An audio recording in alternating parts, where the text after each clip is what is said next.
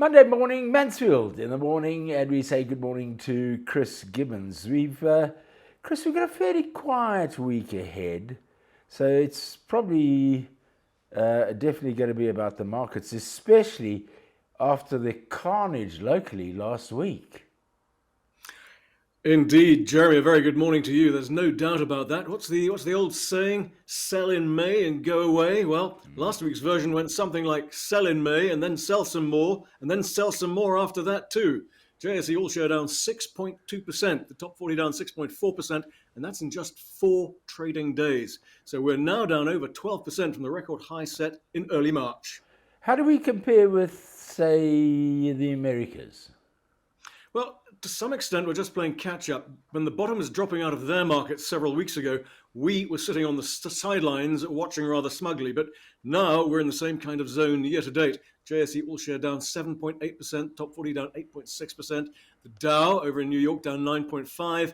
The broader S&P 500 is down 13.5%. The big loser on that side of the pond, though, has been the tech sector, the NASDAQ, down year to date 22.4%. That is very steep. Okay, Chris, remind me, what are the factors here? Jeremy, it's a long list. We've been warning for some time that stocks, especially tech stocks in the US, have been overvalued. That has come home to roost. The so-called FANG stocks, Facebook, Apple, Amazon, Netflix, Google, they're down 23% from their peak in December. Commodity shares are down. That's China's bizarre lockdown rules. But as far as we're concerned, it's also Transnet's inability to get things like coal to Richards Bay for export. It's luxury goods makers like Richemont also down to China. And the floods, of course, in KZN. It's the rising cost of oil. That's down to the war in Ukraine. But above everything else, it's inflation and fears that the world's central banks won't be able to bring it under control. Chris, how far does this go? I mean, are we close to the bottom yet? Always hard to call, Jeremy, but certainly in the US, we're seeing the sell-off now across all asset classes. And that historically has been an indicator that the bottom is close. It was one of the big banks, Deutsche, if I recall correctly last week, which put out a note pointing out that of the 18 asset classes it tracks, 17 were down. Only one exception, and that was the US dollar. The dollar has moved slightly firmer, 105 to the euro. That's over 7.5% stronger year to date. Bond yields in the US, that's the 10-year Treasury, look to be settling above 3%, and along with a rising dollar, rising commodity prices, share prices look set to go on falling. So where does this whole mix, where does it leave the Rand? Rand's been doing okay, although it was much stronger in the early part of the year. We're about flat year to date against the dollar, very slightly negative. We're still up against the euro, just under 7%, around the 1690 mark, and up 8.5% against sterling at around 1970. Okay. At least something's going right. I also do see a headline which says that car exports are also going well. Indeed, they are. Export of cars and vehicle components up by almost 20% last year to a record 207.5 billion rand. One of the key parts of that, shipments of catalytic converters. Those figures, by the way, come from the Automotive Industry Export Council, which says they have lifted the industry's contribution to the country's GDP to 4.3% from 4.1% the previous year. And it's also a reasonable indicator that the car industry is recovering from the damage caused by all the COVID lockdowns, the closed borders, and the disrupted supply chains.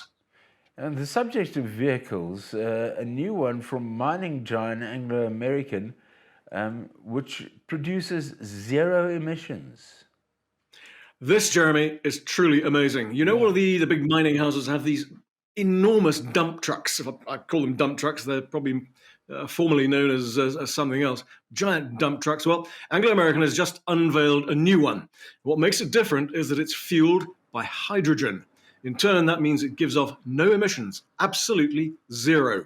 Anglo's intent is to replace 40 of these monsters, which are powered by diesel, with the new hydrogen-powered units. Each diesel unit chews about 1 million litres of the fossil fuel per year. So you can see that it's a giant step forward for Anglo as it heads towards its target of net zero emissions by 2050. All of this taking place at Anglo Platinum's Mogalakwena mine in Limpopo, already one of the world's most technologically advanced. The trucks are the biggest of their kind in the world, Anglo American is really leading the way here. It's also an example, in my opinion, of private sector ingenuity and drive. In other words, if you want to get something done, get the private sector involved as opposed to government. Yeah, exactly. Listen, while we're talking energy, I see that nuclear power has lurched back out of the undergrowth.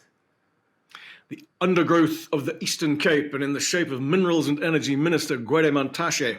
Speaking at the opening of the ANC's Eastern Cape Elective Conference on Saturday morning, Mantashe told delegates that he promised to fire those who do not support nuclear programs. He was referring, of course, to the recent sacking from the board of South Africa's nuclear regulator of an activist who is opposed to nuclear power. If you resist nuclear, said Mantashe, and you are a board member, I fire you. Simple. You can't be in a board of something you're not advocating for. Fair enough. But then, for good measure, he added, we want nuclear. There in Port Elizabeth. So, just when you thought nuclear had gone away because we simply can't afford it, it seems Minister Mantashe at least has other ideas. I'm sure it won't be long before he's on a jet to Moscow. Finally, problems with jet fuel at Tambo. Yep, there is a shortage of jet fuel there, Jeremy. For some suppliers, there have been problems for much of April. Nothing to do with the price of fuel, everything to do with the KZN floods, which have interrupted the supplies. AXA says overall stock levels at the airport are stable. It's expecting a special pipeline consignment, 20 million litres in the very near future. A number of airlines have actually been forced to divert to either Windhoek or Durban to refuel. That's expected to continue until maybe mid-June. One cloud on this horizon, though. The recovery is largely dependent on Transnet repairing its line from Durban to Johannesburg and all points north. Right now, Transnet is taking major flack for being unable to maintain anything properly. That, Jeremy, is not very encouraging. And that, Christopher, is where we're going to have to leave it for this week. Thank you very much for your insight.